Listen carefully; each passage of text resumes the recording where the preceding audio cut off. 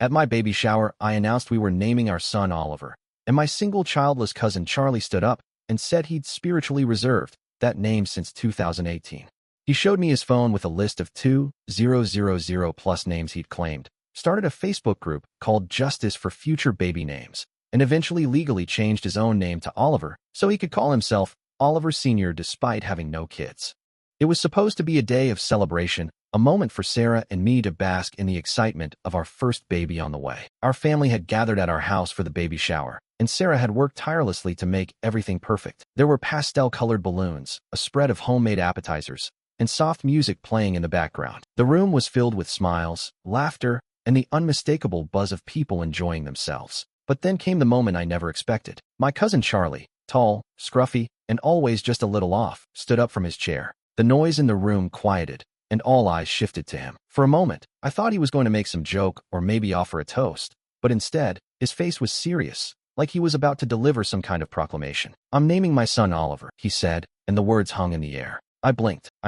Of course, I had already announced to everyone at the baby shower that Sarah and I had chosen the name for our son, Oliver, but this was something entirely different. My stomach twisted. Charlie continued, his voice growing more intense with each word. "I've been spiritually claiming the name Oliver since 2018, he declared, his gaze darting around the room. "It's been my name for my future kid. You stole it from me, Max. You stole my name. This is a violation." Sarah shot me a nervous glance, her hand tightening around her glass of lemonade. I felt my chest tighten, my mind racing. Was this some kind of joke? A weird stunt Charlie was pulling to get attention? But no, the way he was glaring at me, like I had committed some deep betrayal, made it clear that he was dead serious. The room went completely silent. The cheerful energy from before had vanished, replaced by the sound of Charlie's words reverberating in the air like a bomb dropped in the middle of a calm sea. I opened my mouth to respond, but Charlie didn't wait for me. "I've been compiling a list of names I've spiritually claimed for my future children," he said, and before I could stop him, he pulled out a crumpled piece of paper, unfolding it with dramatic flair.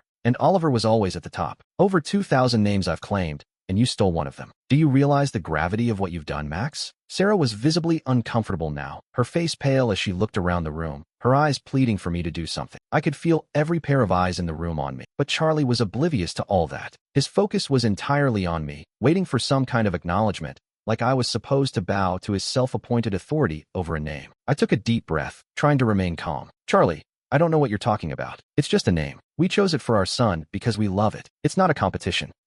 But Charlie cut me off, raising a hand like he was holding court. "You think you can just take my name and I'll let it slide? That's not how this works. I have spiritual ownership of the name Oliver. You can't just take it from me, Max. You've crossed a line." A few murmurs of confusion rippled through the room. My family members exchanged uncomfortable glances, unsure how to react. Some of them fidgeted, looking down at their drinks, trying to avoid making eye contact with anyone else. Sarah looked like she might burst into tears. I could see the panic in her eyes, her mouth pressed into a thin line. I hated seeing her like this, but I wasn't about to let Charlie control the situation. "Charlie," I said, my voice shaking with a mix of frustration and disbelief. "It's just a name. This isn't some spiritual property battle. We're having a son. His name is Oliver. It's not yours to claim." Charlie's face darkened, and I could see the wheels turning in his head. "Oh, it's mine," he snapped, his voice rising. "You've stolen it from me. You've disrespected me and my legacy." I glanced at the rest of the room, hoping someone, anyone, would step in and stop this madness. But no one did. Everyone was either too uncomfortable or too scared to speak up. I looked back at Charlie. "You can't be serious about this," I said, trying to stay calm. "We're family, Charlie. This is a baby shower. It's about celebrating the arrival of our son." But Charlie was not backing down. His eyes were wide, intense, as though he had just realized that he was the only one who understood the real importance of what was going on. "I'll be consulting a lawyer," Charlie declared, his voice firm. "Intellectual property rights. You can't just steal a name like this. I'll make sure it's legally recognized that Oliver is mine. This is my legacy, Max, and you've stolen it." I could feel my heart pounding in my chest. This had gone from strange to insane in a matter of minutes. The tension in the room was unbearable, and I couldn't let Charlie drag us down this road any further. "Charlie," I said, taking a step forward, "I don't know what you're thinking, but you've lost it. You're not taking anything from me. You're not taking this name, and you're sure as hell not taking my dignity. This stops now." But Charlie was beyond reason. "It's not stopping. Not until I get what's mine. And trust me, Max, this is far from over." The room was dead silent, the air thick with tension. Everyone seemed to be holding their breath, unsure of how this would play out. I looked over at Sarah, whose face was a mixture of embarrassment and disbelief. Her eyes begged me to fix this, but there was no fixing this. Not with Charlie. I had no idea where this was going, but it was clear that this baby shower wasn't about to be the joyful occasion we'd hoped for. The storm was just beginning. The room still felt charged with tension after Charlie's outburst. The guests awkwardly resumed their conversations, but the cheerful atmosphere of the baby shower had completely evaporated. Charlie, however, wasn't done. He didn't sit back down. Instead, he pulled out his phone, his fingers tapping furiously on the screen. I watched, my stomach knotting tighter with each passing second, as Charlie muttered to himself, barely acknowledging the stares of the family members around him. I was trying to hold it together, trying to keep things calm, but I could already feel the fire rising in me again. Charlie, this needs to end, I said, trying to control my voice. We're having a baby. A celebration, not a courtroom drama. Charlie finally looked up from his phone, his face twisted with the kind of defiance I hadn't seen in years. You don't get it, Max, he said, his voice low but resolute. This is a matter of principle, a matter of intellectual property. The word intellectual property hung in the air like it was some legal weapon he was about to wield. I could already hear the absurdity of it, but I knew better than to underestimate Charlie when his mind was set on something. He pulled up something on his phone, showing it to me with a triumphant smile. Here's the list. Every name I've spiritually claimed for my children in the future. Over 2,000 names, including Oliver.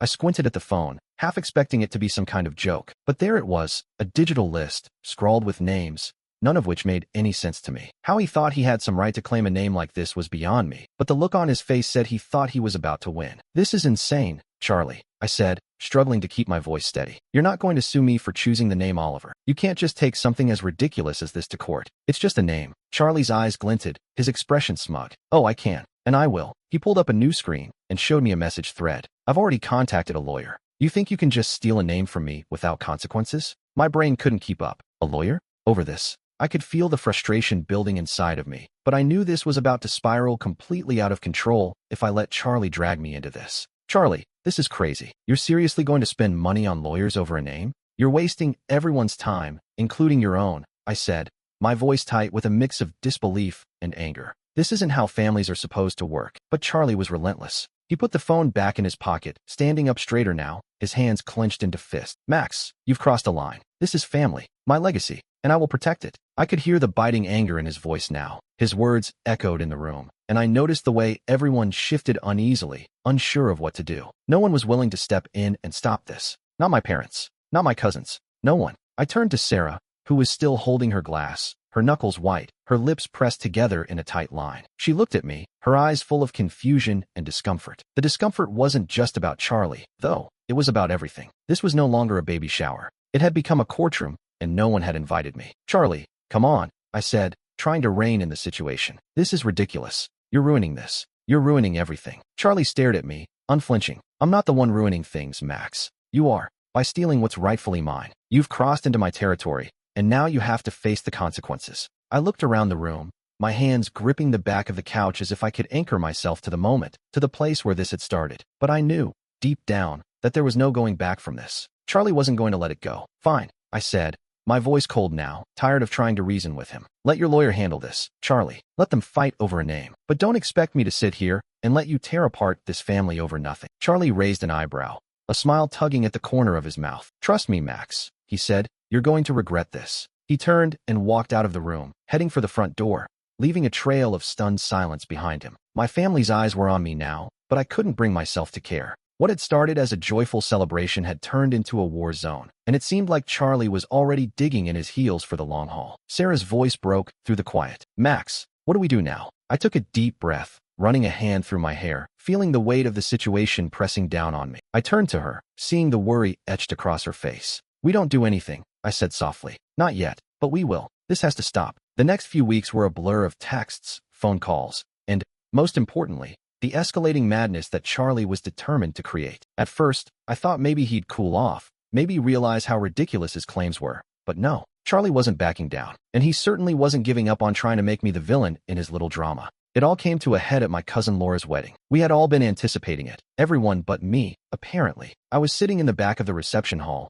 nursing a drink and trying to blend in when the door swung open. In walked Charlie, And what he was carrying under his arm wasn't just his coat. It was a PowerPoint presentation on a USB drive. I stared at him as he walked past, not even acknowledging me, as though it wasn't the most ridiculous thing he'd ever done. My stomach dropped. I had a feeling this wasn't going to be a peaceful wedding. Charlie made a beeline for the front of the room, ignoring the confusion on people's faces as he stood by the projector. He plugged in the USB drive without asking permission, and before anyone could stop him, the screen flashed to life. "Ladies and gentlemen," Charlie's voice boomed, cutting through the noise of chatter. "Today, I'm here to present you with the truth, the historical significance of the name Oliver." A few guests exchanged puzzled glances, and I could already feel my face burning in embarrassment. This was it. This was how Charlie had chosen to hijack yet another family event. I stood up, but before I could make my move, he was already launching into his presentation. A slide appeared, showing a family tree. It was an old, grainy document, one that looked like it had been pulled from the depths of some dusty attic. It was labeled with a dramatic title,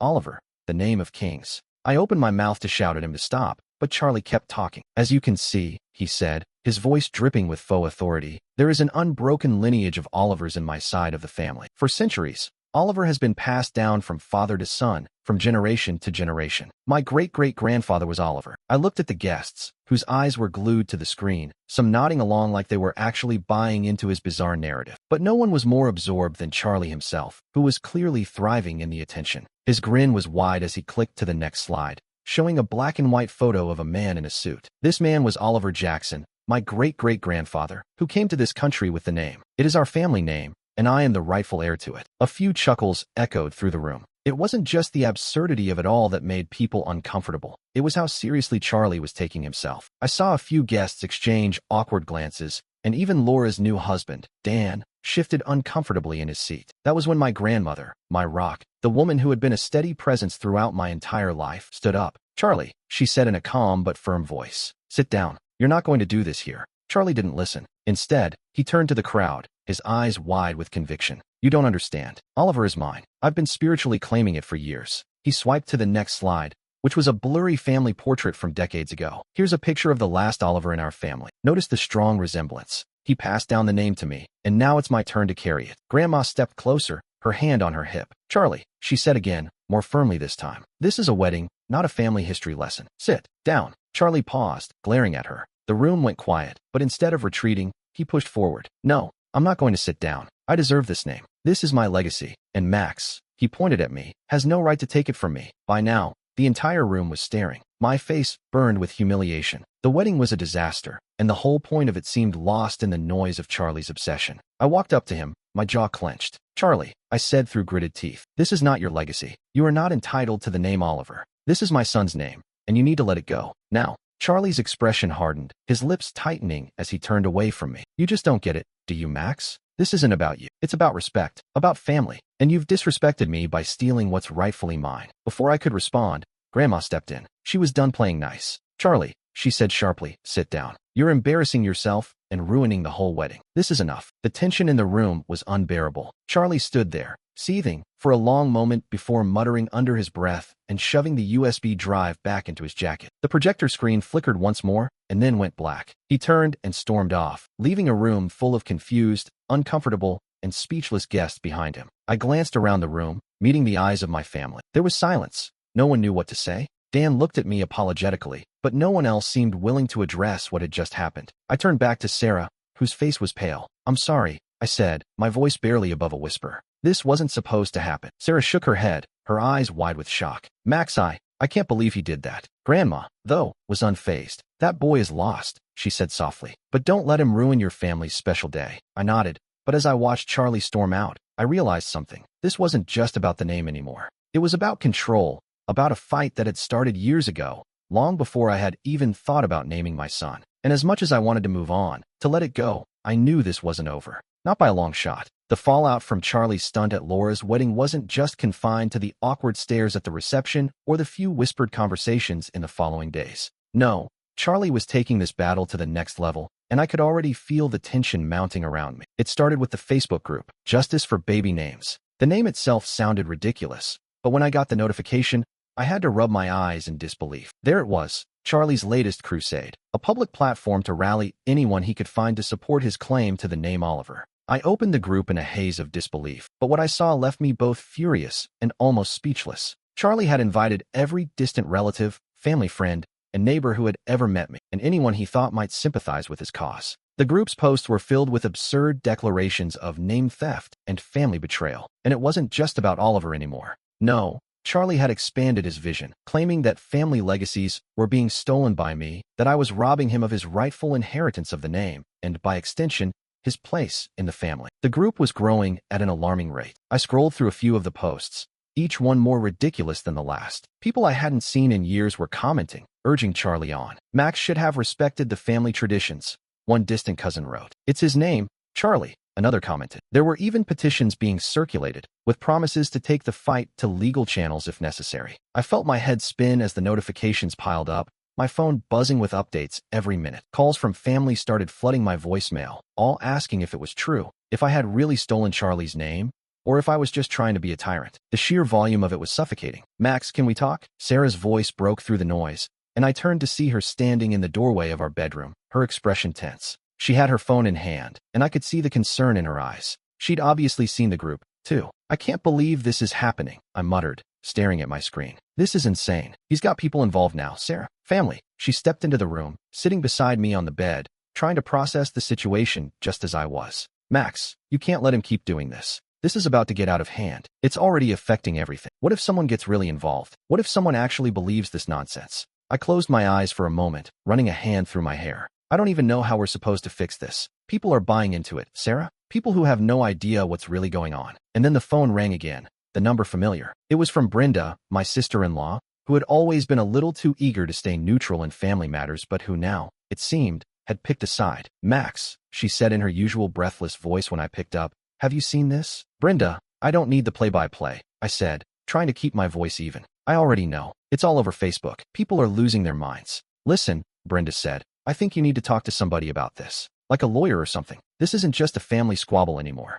He's publicly slandering you, calling you a thief. People are taking sides. Max, it's not going to blow over. I took a deep breath, staring at the screen again, where Charlie's group continued to gain members at a rapid pace. I've tried reasoning with him. I've tried to talk him down, but it's like talking to a brick wall. He's not hearing anything. I get that, she said, her voice softening. But maybe it's time to put a stop to it legally. If Charlie's out here claiming you've stolen something he owns, that's not just crazy. It's dangerous. For your reputation. For everyone. I exhaled sharply. I'm not sure I want to drag it into court, but I'm starting to think that might be the only way to make him stop. I agree. And you know that Charlie won't stop until he's made a scene big enough for everyone to see. She wasn't wrong. It felt like every day, Charlie was making a bigger spectacle of himself. And now, it wasn't just family gatherings or Facebook posts. He was using his influence to go after my reputation, portraying me as the villain who was destroying everything he'd worked for. I thought back to his crazy rant at the wedding, his PowerPoint, his claims of spiritual ownership over a name. I couldn't help but feel a deep, burning frustration.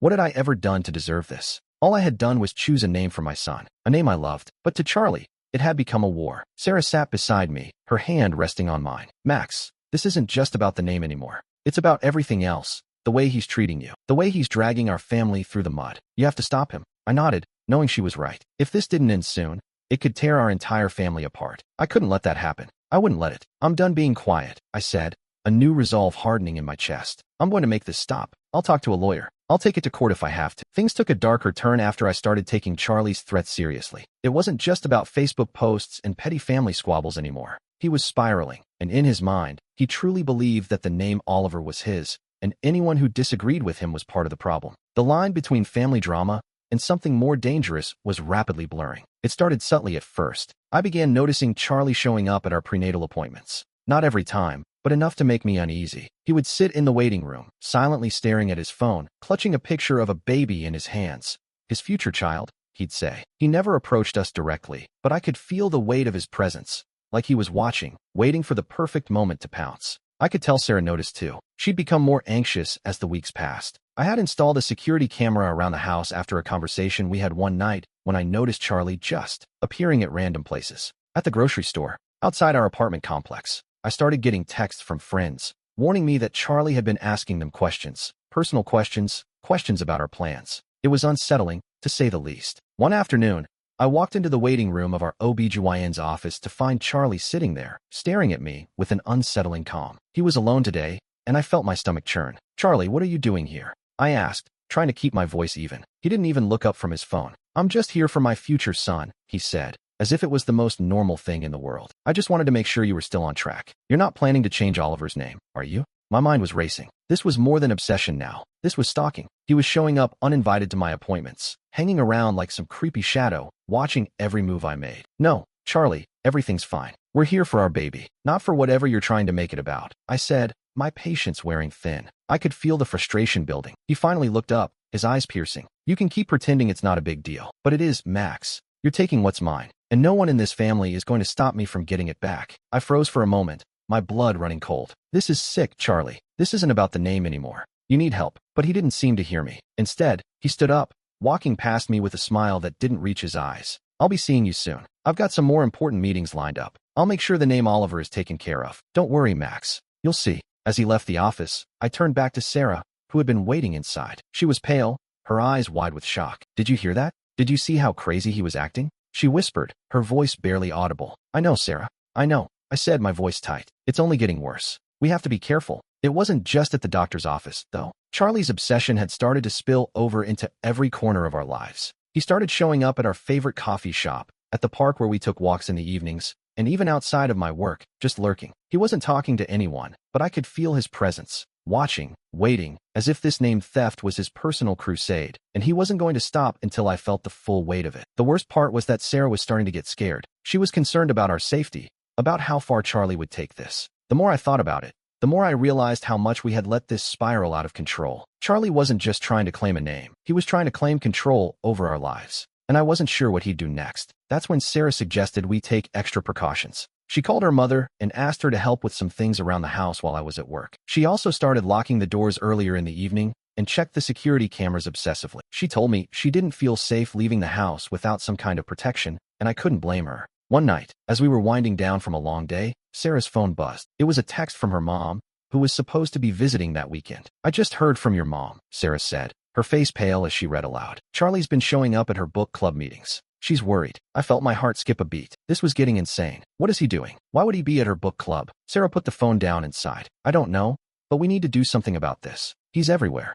I can't keep living like this, Max." I grabbed my phone, scrolling through the recent texts and calls from my coworkers. There were whispers in the office about the family drama, and now my colleagues were asking if I was okay. I had no idea how much longer I could keep pretending that everything was fine. That night, I decided to take action. I called a lawyer, explaining what had been going on with Charlie. The lawyer said the first step would be to file a restraining order, especially since Charlie was showing up uninvited and stalking us. But just as I hung up the phone, I saw something that made my heart drop. A message from my work email, with the subject line, "Urgent, please read immediately." I opened it, and what I saw made me almost drop my phone. It was a forwarded email from a colleague, and the message was a screenshot of Charlie's latest Facebook post. "Max Turner is the real thief. He is stealing what rightfully belongs to me, my name, my family legacy. The only way to stop a man like him is through the courts. Stay tuned for the truth." I stood there in shock, feeling the weight of it sink in. Charlie was now involving everyone. My coworkers, my friends, my business. There was no escaping him now. It was official. The fight wasn't just personal anymore. It was public, and Charlie had no intention of backing down. By the time the weekend rolled around, I was running on fumes. The stress of dealing with Charlie had consumed nearly every waking moment of my life. I hadn't had a peaceful night's sleep in weeks. Between the constant barrage of texts, the haunting Facebook posts, and the uncomfortable glances from family and friends, I felt like I was losing control of everything. It was Sarah's idea. She said it was time to face Charlie head-on, to get the family involved, and finally put an end to this insanity. She called her mom, and together, they organized an intervention. The plan was simple: meet at a local diner, sit down, and confront Charlie about his obsession with the name Oliver. It was supposed to be an open, honest conversation, where everyone would tell Charlie how his behavior was affecting us, how it was tearing the family apart. I had my doubts about how this would go, but Sarah was insistent. This was the way to stop him. When we arrived at the diner, I felt the weight of the situation pressing down on me. The bright neon lights of the restaurant flickered as we walked through the door. It was a quiet, small place. Nothing fancy,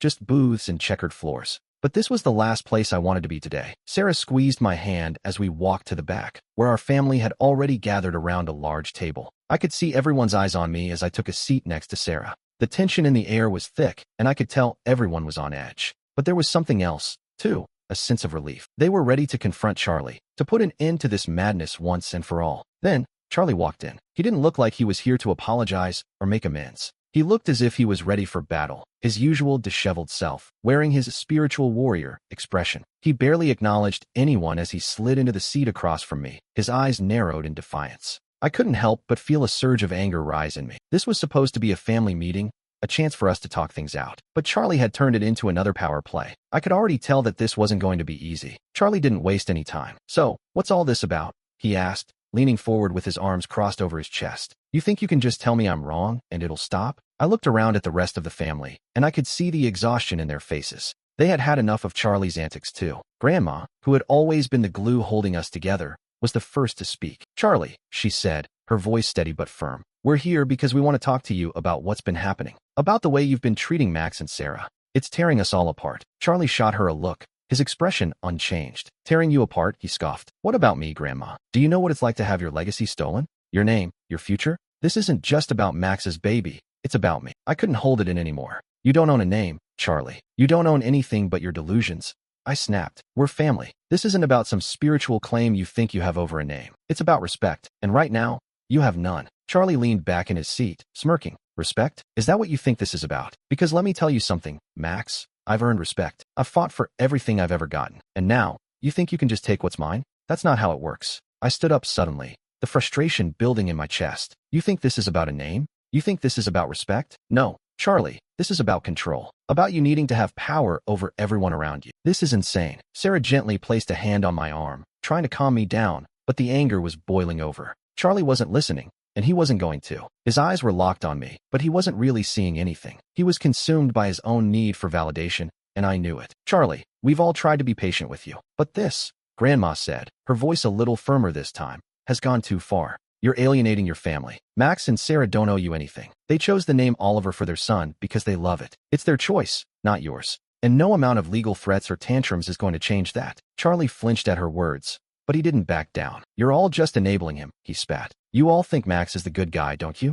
You're all just blind to what's happening. You've let him steal what was meant to be mine." My heart sank as I realized how far gone he was. This wasn't just about a name. This was about an obsession, a twisted need to control everything around him. And no one was going to change his mind. I looked around the table. My mom, Dad, Sarah's parents. They were all watching, unsure of what to do. Some had the uncomfortable look of people who didn't want to take sides. But Grandma's eyes were steady. She had lived through all kinds of family drama, and she wasn't about to back down now. "You need help, Charlie," I said, my voice quieter now but firm. "And if you're not willing to get it, then this conversation is over. You can't keep doing this to us." Charlie's eyes flashed, and for a moment, I thought he was going to lash out. But then, as quickly as the anger had flared, it disappeared. He stood up, slowly, and his voice dropped to a low growl. "You don't understand," he said, his words barely audible. "I've been fighting for my place in this family my entire life. And now, you've taken that from me. I'm not going to just let this go." He stormed out of the diner, leaving us all in stunned silence. No one spoke for a moment. The weight of what had just happened settled on the table.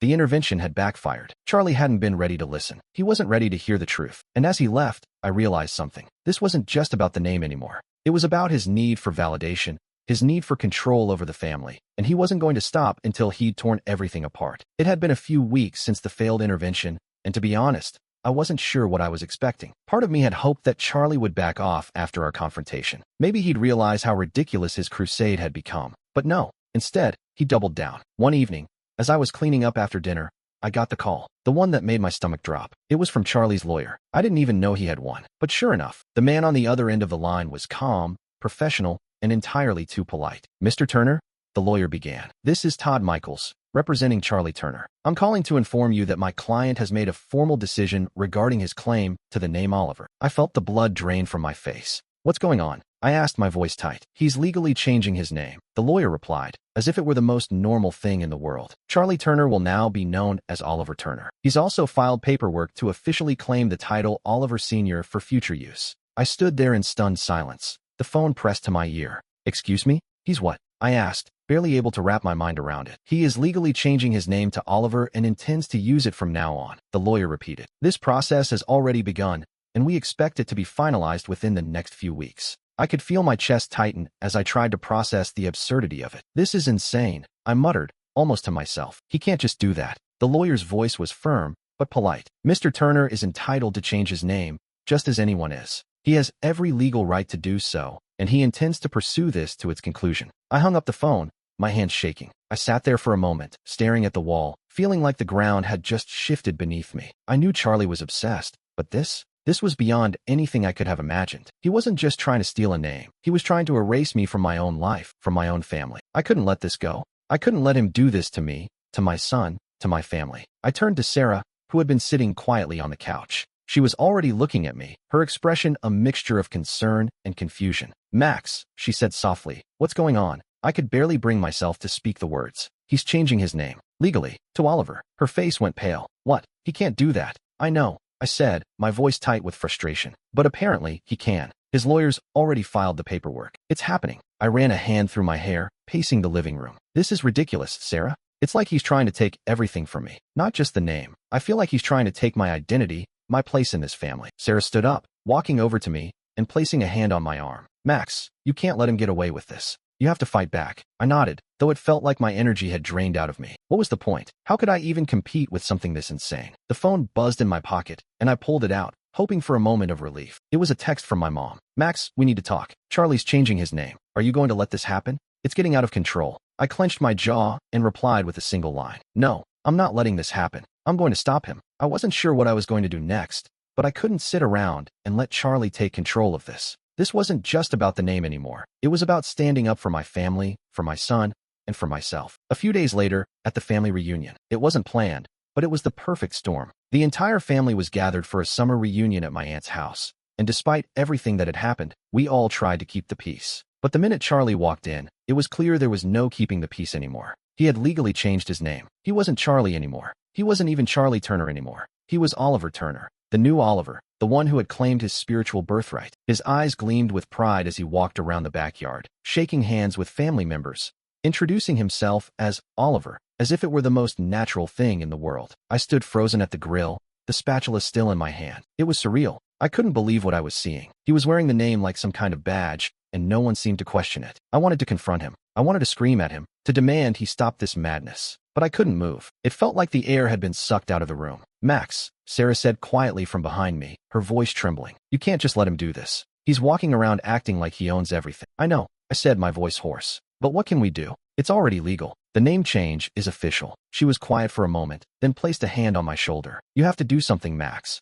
You have to make him see what he's doing to this family." I nodded, turning back to watch Charlie, now Oliver, proudly holding court with our relatives. I could feel the boiling rage inside me. It wasn't just the name. It wasn't just about him claiming something that wasn't his. It was about everything. The control, the manipulation, the fact that my own family was letting him get away with it. I took a deep breath, feeling the weight of what I was about to do. It wasn't going to be easy, and it certainly wasn't going to be pretty, but it had to be done. I walked over to Charlie, or rather, Oliver, as he stood there, basking in the attention of everyone around him. When I reached him, I didn't wait. I didn't say hello or exchange pleasantries. I just stared him down. "Oliver," I said, my voice low but firm, "this ends now. I'm not going to let you ruin everything. You don't own the name Oliver. You don't own this family, and you're certainly not going to steal it from me." Charlie's smile faltered for the briefest of moments, and I saw the tiniest flicker of fear in his eyes. "I own this name, Max," he said, his voice suddenly quieter. "I earned it. You'll see." "No," I said, stepping closer. "You don't get to decide what's mine, and I'm done letting you control everything." He didn't reply,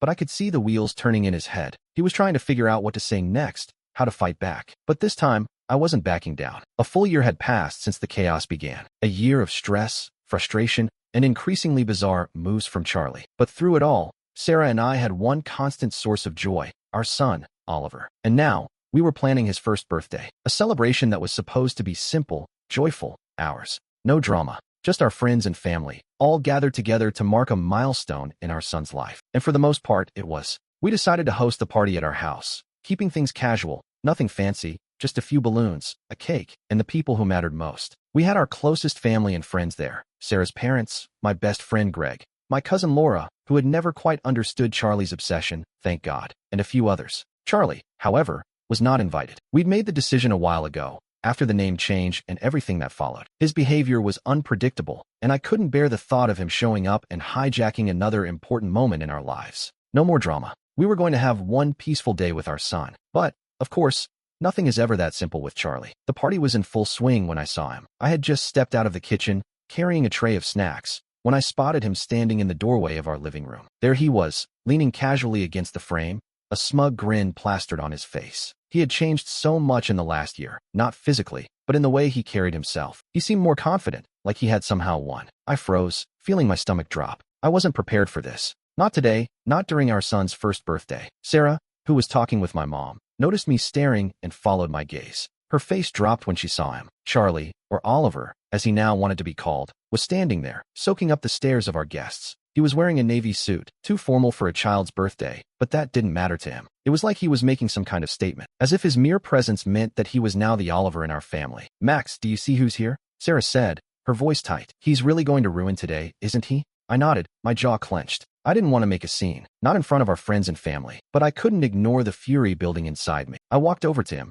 trying to remain calm. Charlie, what are you doing here? He looked at me with a mixture of defiance and amusement. Oh, I just thought I'd pop by. After all, I'm Oliver now. I thought I'd be a part of this special day. I could feel my fists clenching. This was my son's birthday, and here he was, the man who had done everything to ruin the peace, showing up uninvited, treating it like his moment. I could feel the heat rising in my chest, but I kept my voice steady. No, you don't get to just show up, Charlie. This is about Oliver, our son, not about you. Charlie's smirk faltered for just a moment, but then he leaned in slightly, his voice low. Oh, I get it. You're mad because I'm here, right? You think you own the name now? But, you know, you're the one who stole it from me, Max. You just don't want to admit it. You can't even call him by my name without making it your own. Sarah was at my side now, her hand gripping mine tightly. Charlie, this is ridiculous, she said, her voice shaking with frustration. It's his first birthday. You can't just show up here, like this, after everything you've done. Charlie looked around the room, his eyes narrowing as if he were the one being wrong. I'm just here to be part of the family, he said,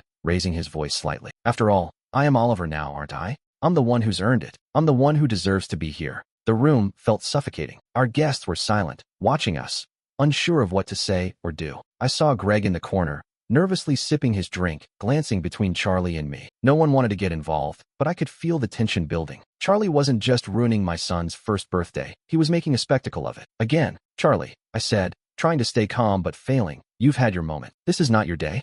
This is about our son. You don't get to hijack every important moment in our lives just because you're obsessed with some name. He stood there for a moment, as if considering what I'd said. Then, without another word, he turned and walked out of the house, slamming the door behind him. The silence in the room was deafening. I turned to Sarah, who was visibly shaken, but her eyes were full of relief. Thank you for handling that, she whispered. I shook my head, my heart still racing. I shouldn't have let him get to me like that, but I won't let him ruin another thing. Not our family, not our son. She smiled weakly, squeezing my hand. He won't. We won't let him. The rest of the day passed without incident, though the awkwardness lingered in the air for a while. Our son, Oliver, didn't know what had happened, of course. He was too busy giggling and playing with his new toys. But that was the beauty of it. This day was for him. And no matter how much Charlie tried to make it about him, it would never change that. By the time the evening rolled around, I was exhausted, emotionally drained. We put Oliver to bed, and Sarah and I sat on the couch, holding hands in silence. But there was peace now, real peace. Not just from the chaos of the day, but from the realization that we had made it through. Despite Charlie, despite the drama,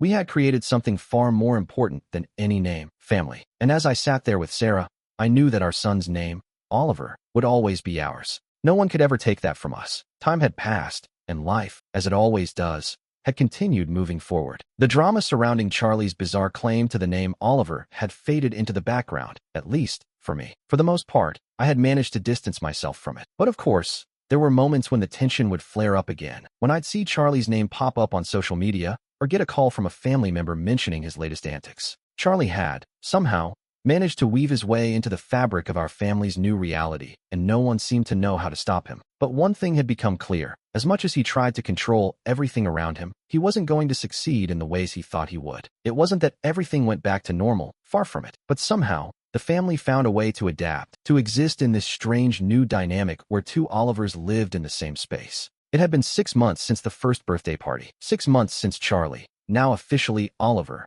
had legally changed his name, and, despite everything, life had continued. Oliver, our son, was growing up faster than we could keep up with. He was starting to crawl, his giggles growing louder and more frequent. Every day was a new milestone, a new achievement. He was everything we had hoped for and more. One Saturday afternoon, Sarah and I decided to go out for a walk in the park, pushing Oliver in his stroller. We passed by a few old family friends who smiled and waved at us. It was one of those rare moments where everything felt like it was finally falling into place, until I saw him. Charlie, or Oliver, as he now insisted on being called, was sitting at a bench near the playground, watching a group of kids play. As soon as he spotted us, His eyes locked onto mine, his face tightening with recognition. He was alone, but his presence still felt overwhelming. We kept walking, pretending not to notice, but I could feel the old tension creeping back into my chest. Sarah gave my hand a gentle squeeze, like she could sense the shift in the air. "He's everywhere, Max," she said softly. "He's always going to be everywhere." I didn't answer right away. I didn't know what to say. I had hoped that over time, Charlie's obsession with the name Oliver would fade away, that he'd move on to something else, but it was clear that wasn't going to happen. In his mind, he was Oliver, and nothing could convince him otherwise. As we kept walking, I tried to focus on the peaceful feeling of being outside with Sarah and Oliver, the warmth of the sun on our backs, the soft breeze through the trees. For a moment, I almost forgot about Charlie, about the battle we had fought for months. But then, as we rounded a corner, I saw Charlie standing there, right in front of us, blocking our path. "Max," he said, his voice calm, almost too calm. "We need to talk." I stopped, not because I wanted to, but because Sarah was already looking at me, her eyes wide with concern. "Not here, Charlie," I said, trying to keep my voice steady. "Not now. We don't need to do this." But he didn't move. Instead, he just stood there, staring at me like I was the one who had wronged him. "It's been months, Max," he said, his eyes narrowed. "And you still don't get it. I'm Oliver. I've earned it. I didn't just change my name for fun. I did it because it's what I deserve." I sighed, the frustration building in my chest. "Charlie, or whatever you're calling yourself now, this is over. You've got your name, and that's it. You can't keep trying to control everything, everyone." He smiled, but there was no humor in it. "You don't understand, do you?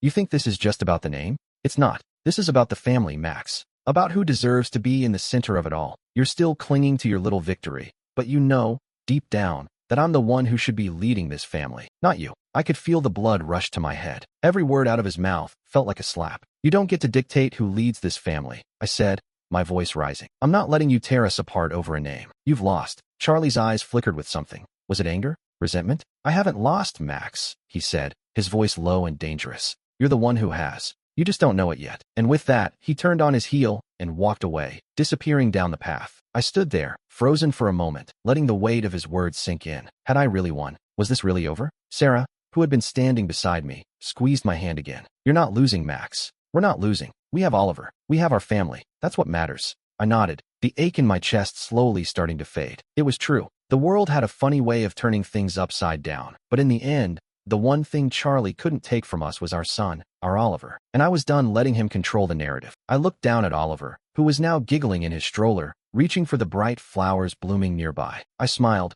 a real, genuine smile. This was our life, our family, and nothing would change that.